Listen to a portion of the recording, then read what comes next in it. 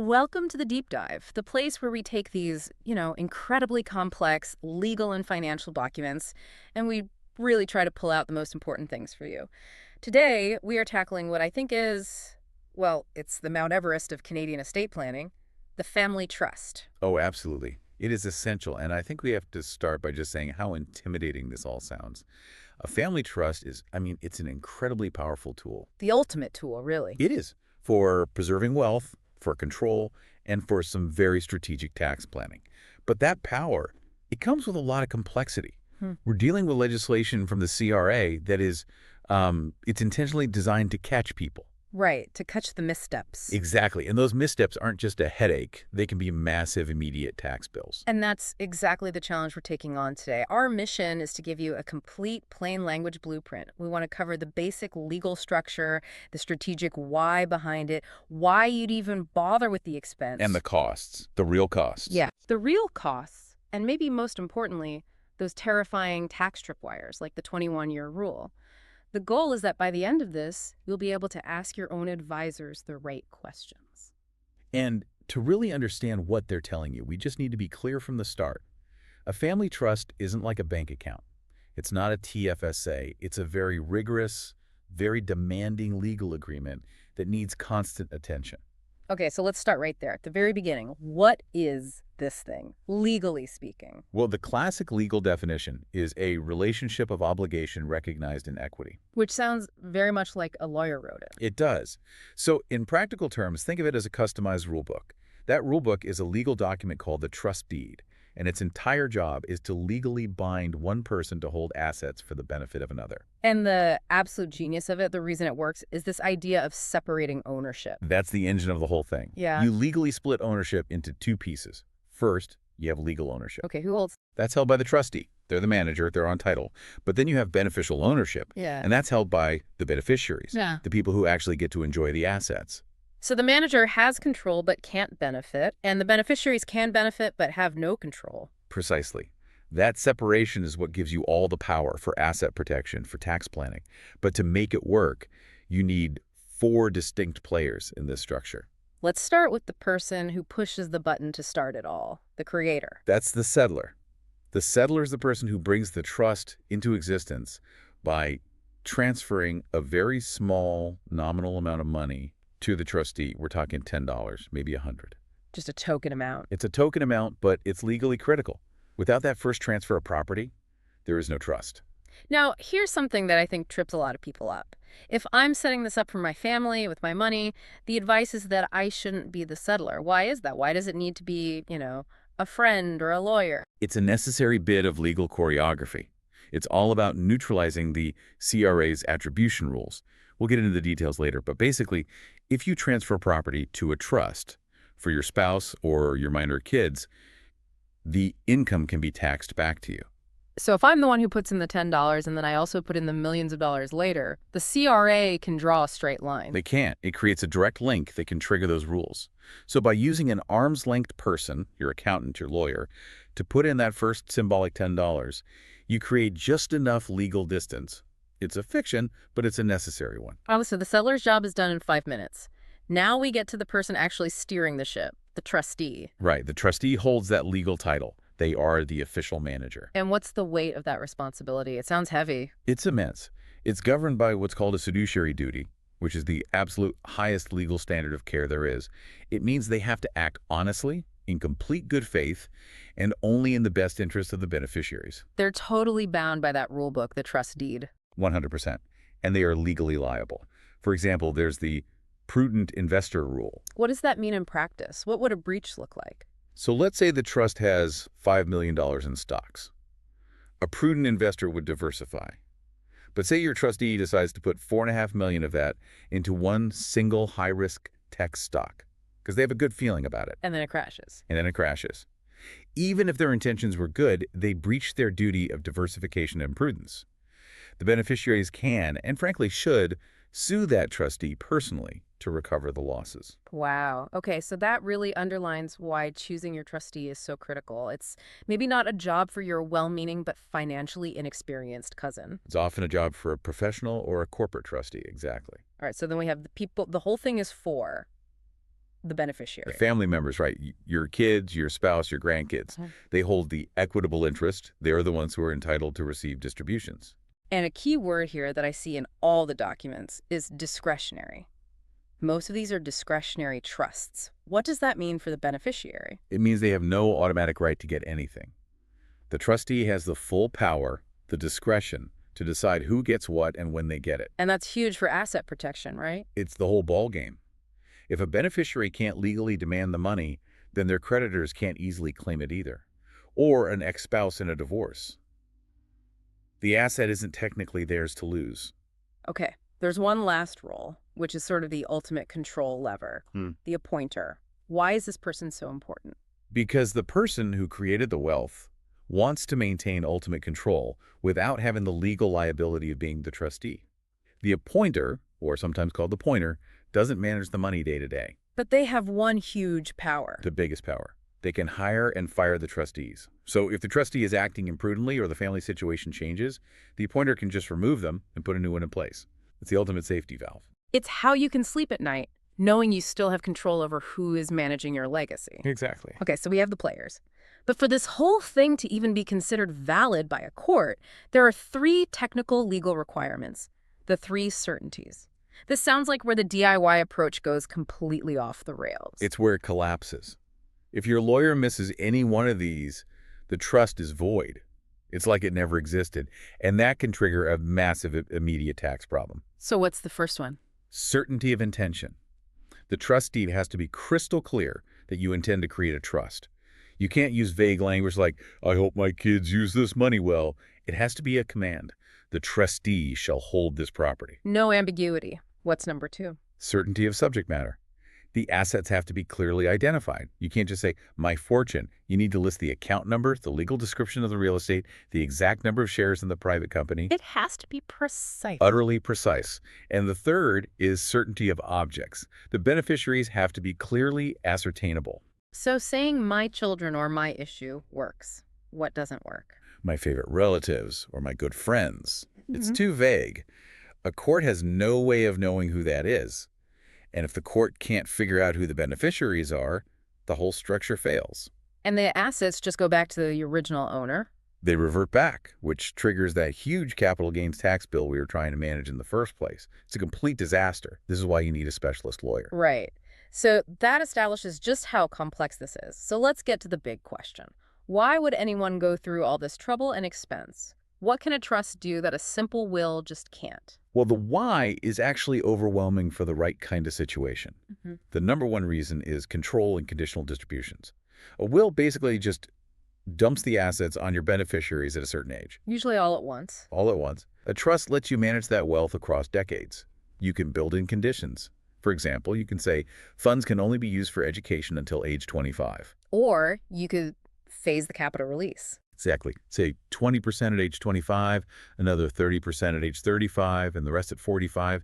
It's a way to manage, potential spendthrift habits or just immaturity. It protects the capital from them and protects them from the capital. That makes sense. Now, what about the most immediate, tangible financial win? I always hear about probate avoidance. Oh, it's huge, especially in provinces with high probate fees like Ontario or BC. Probate is the public, court-based process of validating a will. It's slow and it's expensive. And a trust just sidesteps it. Completely, because the trust already owns the assets, not you. So on your death, there's nothing to probate.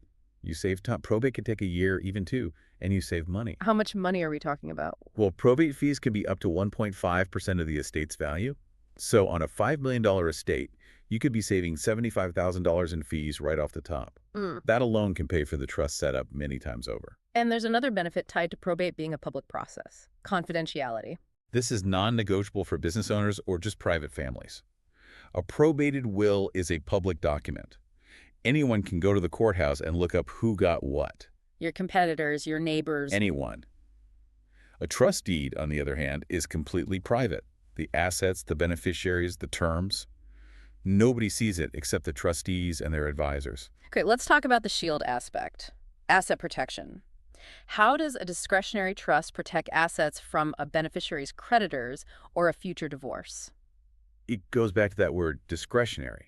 Because the beneficiary has no guaranteed right to the capital, They can't be legally forced to give it up. A Right. creditor can't seize what the beneficiary doesn't technically own or control. As long as the trust was set up well in advance and not, to hide money from an existing problem. Right, you can't do it with the intent to defraud creditors, Mm. but as a long-term planning tool, it's incredibly powerful. And finally, what about while I'm still alive, but maybe not well?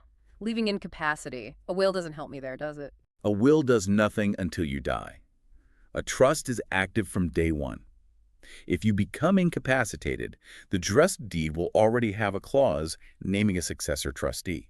They can step in immediately and manage everything. So no need for a slow, expensive court application to get a guardianship order. Exactly. It provides seamless continuity when your family needs it most. No frozen assets, no delays. So the case is pretty clear. You're trading simplicity for a massive amount of control, privacy, and protection. And potentially huge tax efficiency. Okay, so if you're convinced, we have to talk about the cost. This is not a cheap process. Let's walk through the roadmap to get one set up and then talk about the real numbers. It's a 7-step process, and it absolutely requires a coordinated team. Step 1, consult professionals. Non-negotiable. You need an estate planning lawyer who specializes in this, and you need a tax advisor, a CPA, to analyze the tax consequences. They have to work together from the very start. Step 2, draft the trust agreement. And these are almost always drafted as irrevocable, right? Right. And that's a huge commitment. Irrevocable means you can't easily change it later. You'd have to go to court for a variation of trust, which is a massive, expensive legal undertaking with no guarantee of success. So you have to get it right the first time. We have to try and anticipate the next 50 years. Okay, step 3 is appoint roles. You formally name everyone. Step 4 is the technical activation, the initial contribution. That's where your lawyer friend gives the trustee $10 and poof, the trust legally exists. Then step 5, the first bit of real admin work, open trust accounts. The trustee has to go to the CRA and get a separate tax number for the trust. It's its own taxpayer. Then they open bank accounts and investment accounts in the name of the trust, using that new number. Step 6 is the big one, transfer assets. This is when the property, the shares, the cash actually moves. And this is the moment that can trigger that immediate tax bill we'll talk about. It has to be perfectly coordinated with your accountant. And finally, step 7, set up compliance, which is just getting ready for the annual paperwork. The annual T3 tax returns, the trustee meeting minutes, the ongoing work. Okay, the big question, dollars and cents. What's a realistic budget for just the setup costs? The range is pretty wide. You should probably budget for somewhere between $2,500 to $15,000 CAD. That's a huge range. What drives the cost from one end to the other? It's all about the complexity of the assets you're putting in. A simple trust with just cash or some mutual funds, that's going to be on the low end, maybe $3,000 to $5,000. But if you're a business owner putting in shares of your private company, Then you're heading straight to the high end, $10,000 to $15,000 easily. why is that so much more complex? Because holding shares of a qualified small business corporation, or QSBC, requires extremely specialized legal clauses in the deed. And your tax advisor has to spend a ton of time verifying that the shares actually qualify for that status. And there's another hidden cost there, isn't there? Valuations. Yes, for any non-cash asset, like real estate or private shares, you need a mandatory third-party fair market value appraisal, a professional valuation. And that's not cheap. No. A business valuation alone could cost another $5,000 to $15,000 on top of the legal and accounting fees. You need it as proof for the CRA. Okay, that's the setup. What about the ongoing year-after-year costs? You can't just set it and forget it. You have to budget for $1,000 to $5,000 CAD annually for compliance. That's for the T3 tax return preparation and the professional oversight. So that brings up a threshold question. If my estate is, say, $1 million in GICs, is a trust worth it? Probably not. The $2,000 annual fee will eat up any probate savings you might have had pretty quickly. A trust really only starts to make economic sense for multi-million-dollar estates, or when you desperately need those non-tax benefits, like control or asset protection. So we've covered the structure, the why, and the cost. Now we have to get into the really tricky part, the minefield. The CRA's anti-avoidance rules. This is where the real expertise is required. These rules are designed to stop people from using trust just to dodge tax. Let's start with the one that shocks people the most. Trap 1, deemed disposition on funding. This is the immediate cash crunch. When you transfer an asset that has grown in value, like a stock portfolio or a rental property, into the trust, the CRA treats it as if you sold it. Even though you didn't get any money. Exactly. It's a deemed sale at fair market value, and you have to pay the capital gains tax. Okay, give me an example. I bought a property for $500,000. It's now worth $2 million. I transfer it to my trust. What happens the next April? You have a capital gain of $1.5 million. Half of that, $750,000, is added to your income. You could easily have a tax bill of over $350,000 that you have to pay out of your own pocket. With no cash from the sale to pay it with, that's a brutal surprise if you're not prepared for it. It is. You have to have the liquidity to pay that upfront tax bill. It's the first major hurdle. All right, moving to trap 2, the attribution rules. These are designed to stop you from easily shifting income to family members in lower tax brackets. Right. Let's start with spousal attribution. It's very strict. If you transfer property to a trust to benefit your spouse, pretty much everything is taxed back to you. The income, the dividends. All the income, and also any capital gains when the asset is eventually sold. The benefit is completely wiped out. Okay, so that's a dead end for income splitting with a spouse. But there's a really important nuance when it comes to minor children, isn't there? A huge one. This is the key. If you transfer property for a child under 18, only the income, like interest and dividends, is attributed back to you. The capital gains are not. So if I put a high-growth stock that pays no dividend into a trust for my 16-year-old, And the trust sells it 2 years later for a big profit. that profit, that capital gain, is taxed in the child's hands at their much lower tax rate, not mine. Correct. So for minors, the strategy is always to fund the trust with growth-oriented assets, not income-producing ones. Once they turn 18, all the attribution rules for them stop completely. Which brings us to a more recent trap. Trap 3, the TOSI rules, or tax on split income. This really changed the game for business owners after 2018. It did. TOSI was expanded to stop business owners from sprinkling dividends through a trust to family members who weren't actually involved in the business. And the penalty is severe. It's crushing. If the income is caught by TOSI, it's taxed at the highest possible personal rate, around 53%. It completely negates any tax savings. So the goal is to prove the income is legitimate by meeting one of the safe harbors. What's the main one? The excluded business test. The beneficiary has to be actively engaged in the business, working an average of 20 hours a week or more, and you need to be able to prove it with timesheets and records. So my adult child who just sits on the board in name only, their dividend would get hit with that 53% tax. Almost certainly. There are other tests, like owning 10% or more of the shares or receiving a reasonable return for your contributions if you're overcome 4, but the 20-hour rule is the clearest path to safety. Okay, that brings us to the final looming threat, the big one. Trap 4, the 21-year rule, the ticking clock.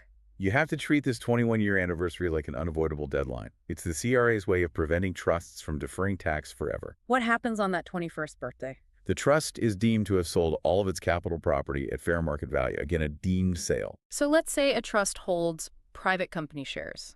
They were worth $1 million at the start. 20 years later, they're worth $6 million. What's the tax bill in year 21? The trust has a deemed capital gain of $5 million. It has to pay tax on that, which could be well over $1 million. And it has to find that cash from somewhere because it hasn't actually sold the shares. It can make the trust insolvent. So you have to plan for this years in advance. What is the mandatory escape hatch? It's called a tax-deferred rollout. Yeah. Before the 21-year deadline, the trust can distribute the appreciated assets directly to the beneficiaries. In kind, as they say. In kind. This transfer happens at the trust's original cost base, so the trust itself doesn't trigger the gain. The tax liability is essentially transferred to the beneficiary. They get the asset with the built-in historical gain, which they'll pay tax on, only when they eventually sell it. So you're not eliminating the tax, you're just deferring it and moving it from the trust to the individual. Precisely. It's a critical and mandatory piece of long-term trust management. Okay, despite all those traps, there are a few situations where a trust isn't just useful, it's indispensable. Let's talk about the absolute killer app for entrepreneurs, LCGE multiplication. This is, without a doubt, the single biggest reason for a business owner to set up a trust. The Lifetime Capital Gains Exemption, the LCGE, lets you shelter over $1 million in gains, tax-free, when you sell your small business shares. And if you own the shares personally, you only get one exemption. But if a trust holds the shares, when you sell the business, the trust can allocate that capital gain out to multiple family members, your spouse, your adult children, and each one of them can claim their own $1 million exemption. So on a $4 million gain. If you have 4 eligible beneficiaries, you can use 4 exemptions. You can make that entire $4 million gain completely tax-free. It's a multi-million-dollar tax saving. It justifies every penny of the trust's cost. But the key is you have to do it in advance, right? You can't set up the trust the week before you sell. No, there are holding period rules. You generally need the trust to have held the shares for 24 months before the sale. It requires foresight. Okay, a completely different use. The Henson Trust for a disabled dependent. Why is that so important? It's about protecting their eligibility for government benefits. Provincial programs like ODSP are income and asset tested. If a disabled person inherits a large sum of money directly, they can be cut off from those essential benefits But the Henson Trust avoids that. by being fully discretionary. The beneficiary has no legal right to demand the money, so the assets in the trust don't count as their assets.